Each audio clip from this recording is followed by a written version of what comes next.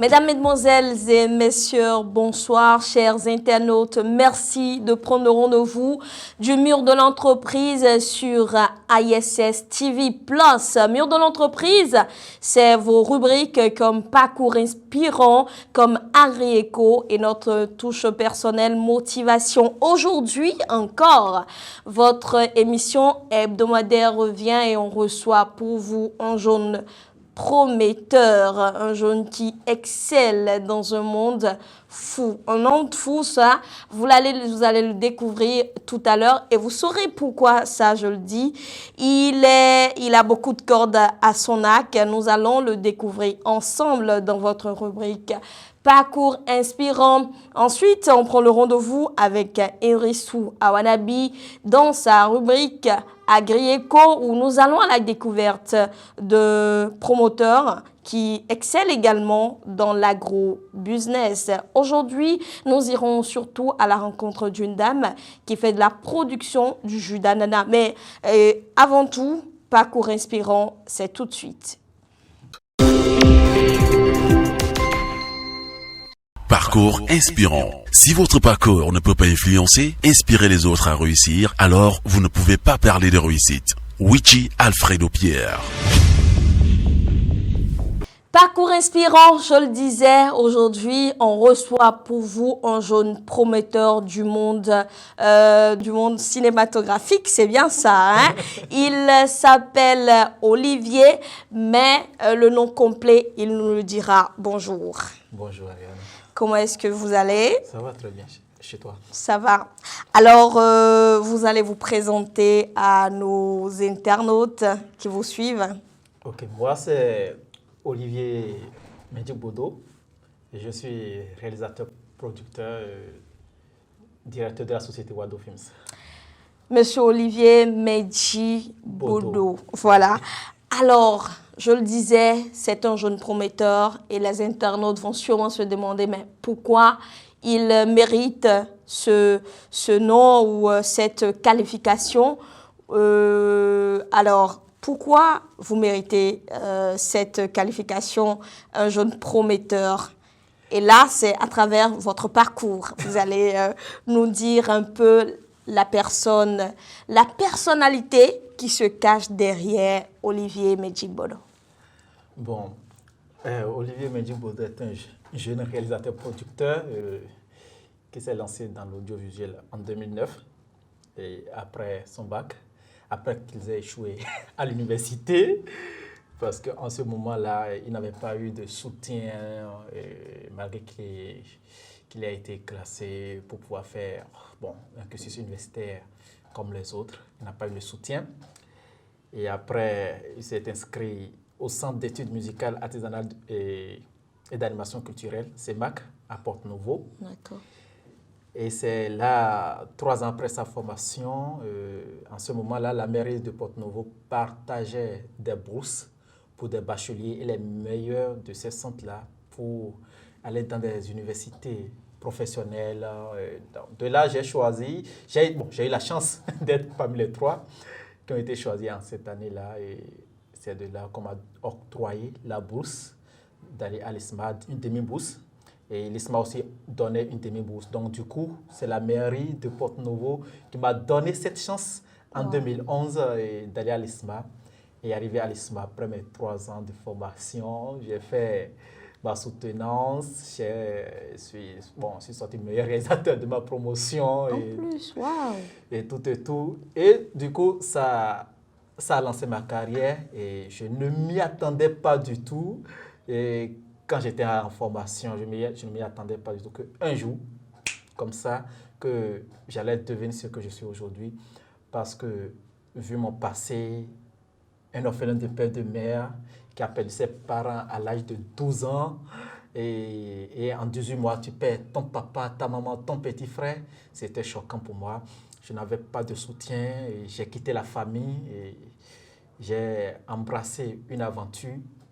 Et avec l'aide des amis de classe, en ce moment, j'étais en classe de 5e, qui m'ont aidé. Et voilà un peu mon parcours et ça n'a pas été facile, ça n'a pas été du tout facile. Donc j'ai fui la famille depuis 2001, donc 2002, disons officiellement 2002, dans 2002 que j'ai quitté la famille et je suis... Vous avez été livré à vous-même? Ouais, comme ça. Comme ça. Comme ça. Donc vous êtes devenu SDF, un SDF, ensemble fils. Je partageais les domiciles. C'est vrai, j'ai un ami qui était musulman. Bon, je suis beaucoup resté avec lui. Mais tantôt, j'ai un ami qui s'appelle Évariste. Aussi, donc parfois, je dors de l'autre côté, tu dors ici. Donc, c'est comme ça. Mais quand j'ai eu le bac après, sur le campus, je n'avais pas de soutien. Je n'ai rien. J'étais obligé de revenir là-bas. Je dis, bon, je vais trouver une petite formation à faire. Et si un jour, j'y arrivais, je paierais moi-même ma contribution. Ça n'a pas été du tout facile, surtout quand je faisais CEMAC. Ça n'a pas été du tout facile. Je parcourais des kilomètres à pied pour venir à l'école parce que j'y croyais, quoi. Je me dis, la seule chose qui me reste dans la vie, c'est ma formation. C'est la réussite et que je dois réussir. Parce que papa n'est pas là, maman n'est pas là. Je dois réussir. C'était mon seul objectif. Réussir, réussir et réussir. Donc, je me sacrifiais. Je me sacrifiais énormément. Et c'est vrai, j'ai eu des amis qui m'ont soutenu en cette période-là. Voilà. Et donc, vous avez dit que vous avez été le meilleur en fait, à la fin de votre cursus. Vous êtes sorti bachelor, c'est ça Oui, de votre promotion. De ma promotion. Voilà. J'ai eu à faire un film qu'on appelle Avor. Avor. Oui, et avec ce film, j'ai eu 17 de moyenne lors de ma soutenance. Okay. Et ce film a participé à des festivals. Le premier festival, c'était un festival organisé par l'école même pour primer les meilleurs films de l'année. Donc, sur 11 prix qu'on octroyait, mon film a ramassé 17. Okay. Excusez-moi, sur 11 prix qu'octroyait l'école, mon film a ramassé 7. Wow. Donc, ce qui a lancé la carrière du film et ma carrière aussi. Et donc, Monsieur Olivier, vous êtes sorti major de votre promotion avec ce film réalisé où vous avez eu 17 de moyenne. Vous étiez major de votre promotion et les succès se sont enchaînés. Qu'est-ce qui a suivi tout ça? Après avoir, j'ai co-réalisé un film qu'on appelle Talibé, qui parle des enfants talibés au Nord, avec un aîné à moi qui s'appelle Tibius Pokova. Et c'est un film qui a été subventionné par l'ambassade des États-Unis en son temps. Après ça, ce film aussi a connu son parcours. Et après ça, j'ai réalisé 2 documentaires. Un documentaire qu'on appelle Sur les traces du Rafia, qui m'a relancé. Parce qu'après Talibé, j'ai pris au moins 1 an, bien 2 ans comme ça, à faire des œuvres commerciales, des publicités pour des maisons de production ici. Et donc, voilà. Et après ça, je me dis, bon, il faut que je fasse quelque chose. Donc, du coup, j'ai fait Sur l'état du Rafia, qui a connu aussi un parcours, c'est pas mal, parce qu'au moins ça m'a permis d'aller en Serbie, d'aller en Algérie, au Maroc. Et actuellement, cette année, si ce n'était pas à cause du Covid, je serais actuellement en Angleterre pour le festival Pinwood. Et ce festival-là, bon, après ça, c'est un festival un peu compliqué qui va sur plusieurs étapes. Okay. Et si le film passe 2 étapes, la 3e étape, c'est d'aller à Hollywood pour présenter le film et faire une formation de mise à jour de 3 mois. Okay. Donc, voilà un peu ce que je peux dire par rapport à Rafia. Et en 2017, il y a le fondateur de l'ISMA qui m'a rappelé pour que je fasse mon master. Donc, il m'a donné une bourse encore pour que je fasse mon master. Bon, je l'avoue, j'ai fini, mais Je n'ai pas fait la soutenance. Et il est vraiment fâché contre moi et je le sais. Papi, que tu es vraiment fâché contre moi. Ne soyez pas fâché, il va revenir. Il va revenir et justement, on profite par cette occasion pour vous remercier parce que vous êtes un grand homme, vous avez un grand cœur. Merci pour tout ce que vous faites pour cette génération, pour ces jeunes qui ont l'amour de la réalisation, l'amour du cinéma et que vous donnez un coup de pouce pour que leurs rêves deviennent réalité. Voilà, donc en 2017, à peine on a commencé les cours, il y a un projet qui est venu pour qu'on sélectionne les meilleurs de la promotion pour aller aux États-Unis, à New York, et bon, travailler avec les étudiants de Purchase qui sont déjà en partenariat avec Hollywood, tout et tout. Donc j'ai eu la chance d'être parmi les 3 sélectionnés. Je suis parti à New York. Là-bas, j'ai réalisé un documentaire qu'on appelle Outdoor Bins, c'est-à-dire poubelle en plein air. C'est juste un sujet qui traite des déchets, la gestion des déchets à New York. Donc voilà un peu ce que j'ai fait. Donc après ça, je suis revenu, j'ai dit bon, maintenant il faut que je me donne d'autres objectifs. C'est là que je me suis lancé dans la production. J'ai dit bon, je ne peux pas faire la... C'est vrai, quand j'ai fait ma licence, on me donnait des cours de production. Mais je dis, maintenant, il faut que je me spécialise. Et tout le monde ne peut pas tout faire. C'est clair. Ouais. Il faut que je me spécialise. Tout. En 2018, j'ai créé ma boîte qui s'appelle Wado Films pour produire et aider des jeunes comme moi et maintenant faire révéler le cinéma béninois. Voilà, avec les jeunes talents. Je crois qu'il y a un projet en cours que vous allez lancer bientôt, justement toujours dans cet élan. Oui. Il y a un projet que nous allons lancer d'ici quelques mois et vous serez au courant de ce projet-là. Et je sais qu'avec votre soutien, nous allons tous réussir. Voilà. Alors, quel a été le déclic ? Quand vous avez fini, vous êtes entré à l'ISMA, vous êtes sorti major de votre promotion, vous aurez pu vous arrêter là, mais vous avez continué. Vous avez voulu produire, vous avez réalisé et vous avez connu des succès. Vous avez ouvert votre boîte. Aujourd'hui, vous êtes en train de faire votre petit bonhomme de chemin en tant qu'entrepreneur également dans le monde du cinéma. Pourquoi? Qu'est-ce qui a motivé cette motivation, c'est au départ, j'étais quelqu'un, je ne sais pas si je peux dire, quelqu'un qui est tout le temps stressé, qui a tout le temps la peur. Je ne sais pas si c'est ce que je peux dire, mais je n'avais pas confiance, je n'avais pas trop confiance en moi.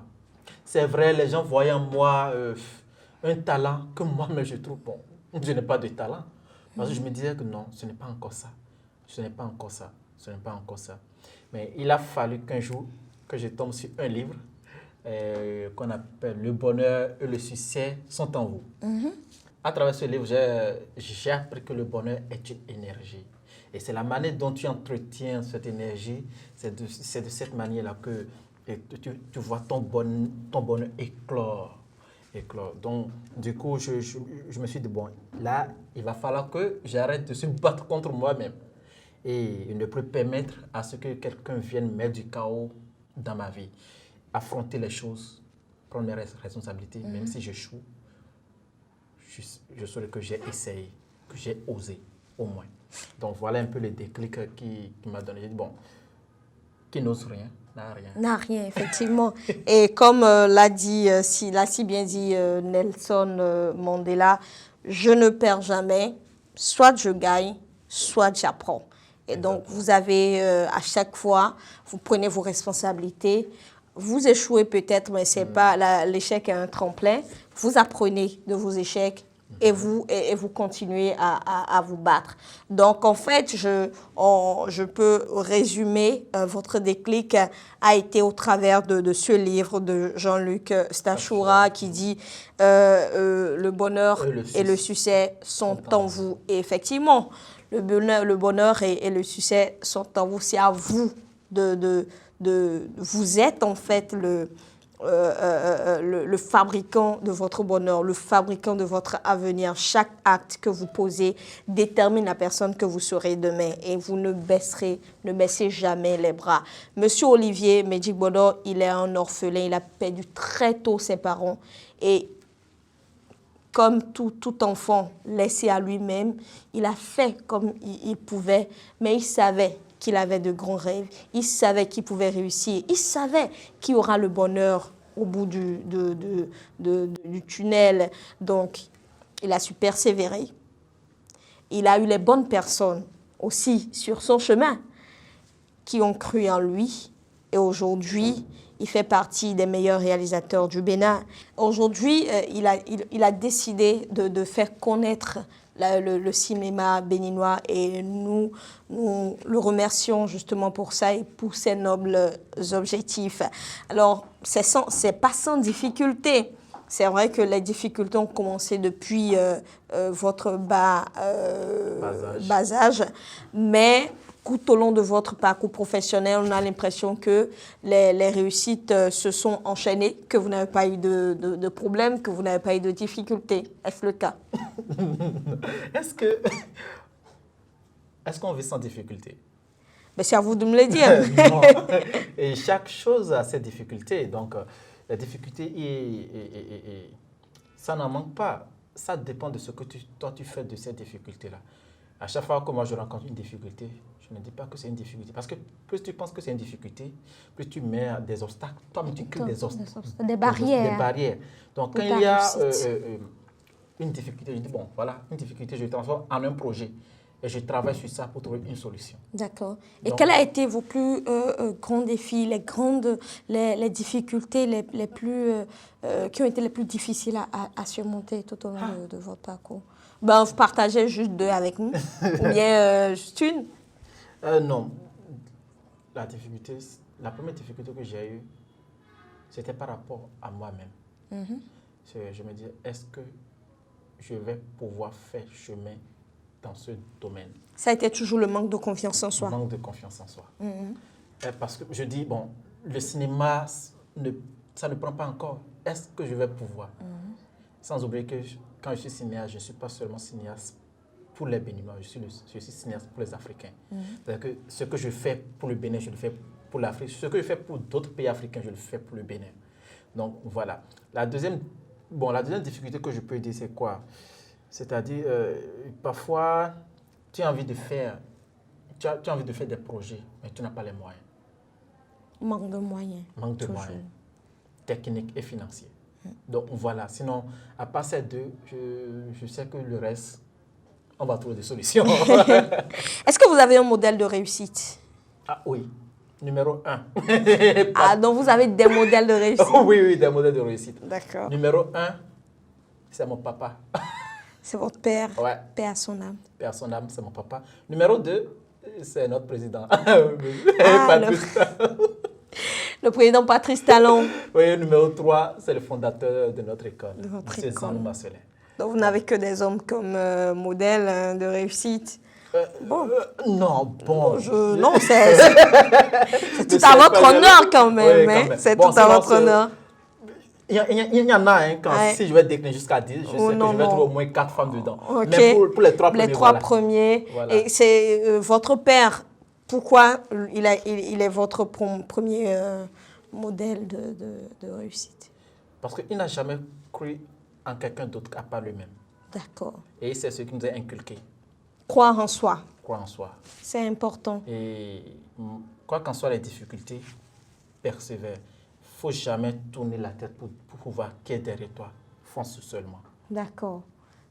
Oser, croire en soi, foncer, persévérer. Second modèle de réussite, notre cher président, M. Patrice Talon. Pourquoi lui? Quand j'entends son histoire, son parcours, sa rigueur, sa manière de travailler, lui, il est focus quand il a un objectif à atteindre. Il fait tout. Il fait tout pour atteindre Cet objectif. Et le troisième? Le troisième, c'est la personne qui m'a appris à vivre avec audace, amour et respect pour autrui. C'est ce que lui-même fait. Audace, amour, et respect. Oui. Monsieur Zanou m'a appris à vivre avec audace, amour et respect. Et quand il t'appelle au téléphone, quand tu vois son appel, tu commences déjà pas à trembler. Parce que tu sais que voilà, il veut te charger par rapport à quelque chose. Parce que à chaque fois qu'il t'appelle, il te charge pour te motiver à atteindre ton objectif que toi-même tu as fixé. Chaque fois, il me rappelle, Olivier, ta soutenance, quand est-ce que tu fais ta soutenance de master? Je n'aime pas des gens qui se fient des objectifs et qui ne les... Ah, quand ils commencent comme ça, je dis, ok, papi, j'ai compris, je vais le faire. Je vais le faire. Alors, merci pour la rigueur.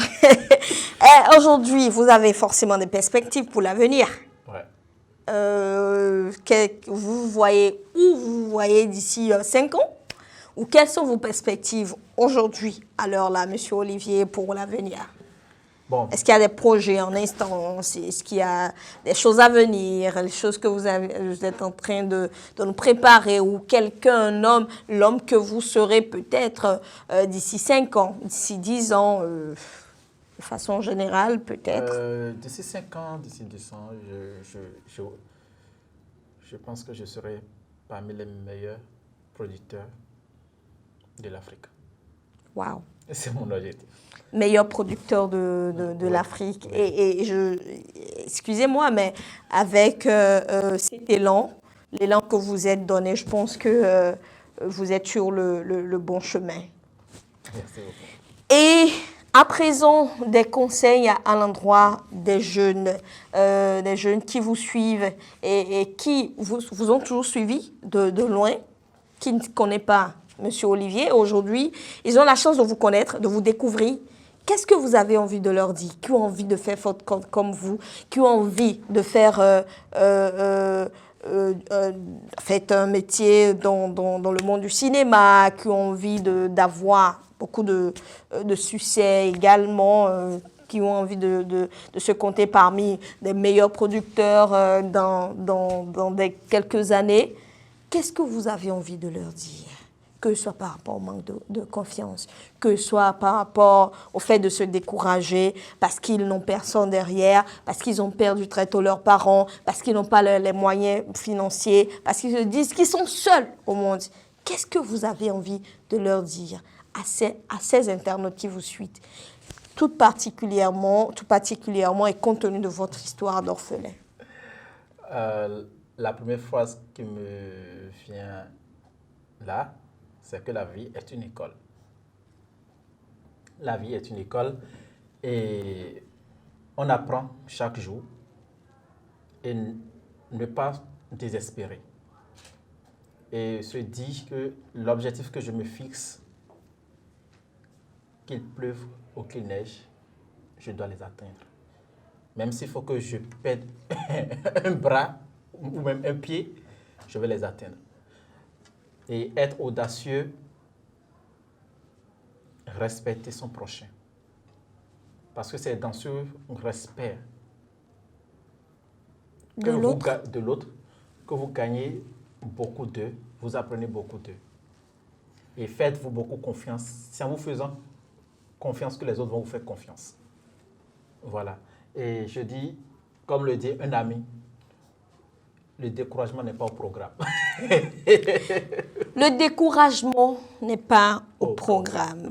Voilà. Merci beaucoup, Monsieur Olivier Medjik-Bodor. Ça n'a pas été facile du tout, mais nous sommes arrivés au thème de cet entretien avec vous parce que vous êtes un homme assez occupé, surtout dernièrement, et mettre la main sur vous, ça n'a pas non plus été facile, mais nous avons pu vous avoir en studio, dans les studios de ISS TV+. Likez, aimez la vidéo et permettez également à d'autres jeunes de suivre cette expérience vécue par M. Olivier Medjik-Bodor, de suivre son histoire pour pouvoir changer les leurs. C'est très important, j'ai gardé beaucoup de choses, mais ce qui m'a beaucoup plus touchée, c'est les débuts de M. Olivier. Il n'aurait jamais su qu'en finissant peut-être le bac, qui serait ici, à l'heure là, avec nous. Il n'a pas su ou il n'aurait jamais su qu'il se ferait compter parmi l'un des réalisateurs les plus prometteurs de l'année 2020 ou 2021. Mais toujours, il a su très tôt qu'il sera quelqu'un. Et pour être quelqu'un, il faut se donner les moyens. Et il a su se donner les moyens. Il a su se donner les moyens en marchant des kilomètres pour aller suivre une formation. Et à la fin, il s'est fait récompenser parce que on l'a choisi parmi les trois. Il faisait partie des trois meilleurs. Des trois meilleurs. Il a bénéficié d'une bourse. Il a su persévérer. Après ça, il est sorti major de sa promotion, malgré qu'il était en SDF dans la période. Et aujourd'hui, c'est lui, il est un homme grand. Merci beaucoup. C'est tout un plaisir pour nous de vous avoir reçu en studio. Le plaisir partagé. Et voilà, de retour en studio pour finir avec notre tasse de motivation. Motivation avec, vous allez la découvrir tout à l'heure. Mesdames et messieurs, bonjour. Pour la motivation de cette semaine, je nous ai préparé une citation de Alfred de Musset qui dit « Vouloir, c'est pouvoir ». Vouloir, c'est pouvoir. Alors, lorsque vous avez la volonté en vous de faire quelque chose, lorsque vous avez une part de volonté en vous d'atteindre un objectif, d'entreprendre, laissez-moi vous dire que vous pouvez y arriver. Cette volonté constitue le pilier fondamental qu'il vous faut pour pouvoir vous relever à chaque fois lorsque vous tombez. Quelles que soient les difficultés que vous allez rencontrer, quel que soit ce que vous montrera votre entourage, l'environnement, quel que soit ce que dira les amis, les proches, je vous dis que grâce à cette volonté, vous pouvez toujours vous relever parce que vous avez un but, parce que vous visez un objectif. L'échec n'est pas une fin en soi. Lorsque vous échouez, vous vous releverez encore plus pour pouvoir faire mieux. C'est la raison pour laquelle Nelson Mandela disait « Je ne perds jamais, je gagne ou j'apprends ». Alors, mesdames et messieurs, apprenez de vos échecs pour mieux rebondir. Bye bye.